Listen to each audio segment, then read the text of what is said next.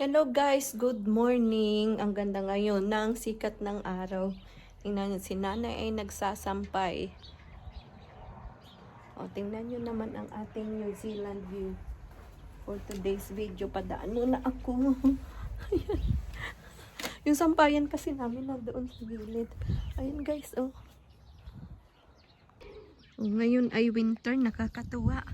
Dahil ang ganda ng sikat ng araw ngayon.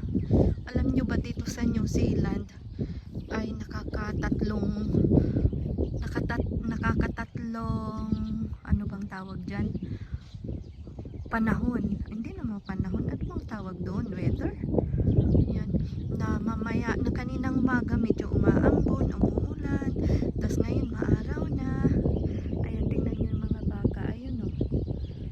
Yan, yan. Ang aming mga baka. Tatlong grupo yan. Yan yung 300. Yan.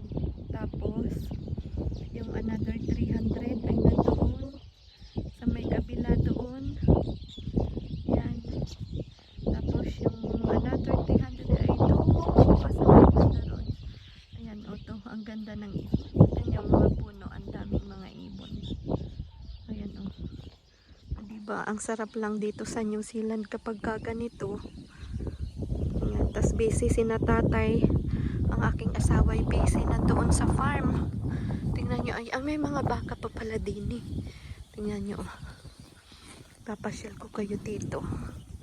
Ay, ayun. Yan siguro yung mga baka na yan. Yan, yan. Kita nyo. Yan yung mga hyper siguro. Yan o, yung mga nanganak na. Kasi meron ng mga nanganak. So, hanggang dito na lang muna guys. Yan. Ito ang pamilyang Pinoy in New Zealand. So, kung gusto nyong mag-work dito sa New Zealand, mag-experience muna kayo ng dairy farming, mag-take ng, dapat ay agriculture ang inyong tinapos, o di kaya ay veterinarian, ganyan. Madali kayong makapasok dito sa New Zealand. Pero madami ngayon dito ang mga job, walang trabaho. Yung mga na-redundant, na layoff, pero hindi sa dairy farming. Sa mga bus driver, ganyan. Bus driver o mga sa construction worker.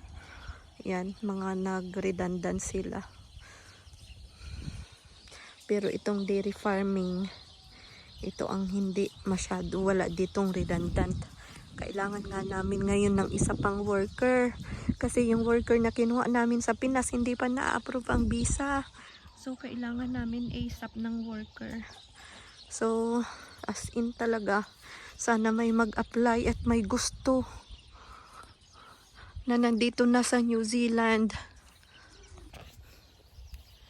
Yan, hanggang dito na lang muna mga langga. Ito ang nanay, ako po si Nanay Lala. Bye-bye.